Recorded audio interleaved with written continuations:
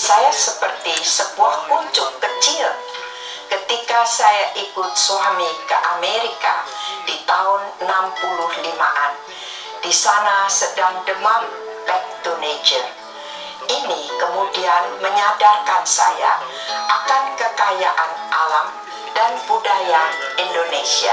Saya pun terinspirasi untuk menciptakan kosmetika dari bahan alami berdasarkan konsep budaya kecantikan Indonesia. Sepulang ke tanah air, saya membuka salon kecil. Inilah salon pertama saya, Marta Salon, dan juga pusat pendidikan kecantikan Puspita Marta. Dari sinilah Sari Ayu Marta Tilaar lahir.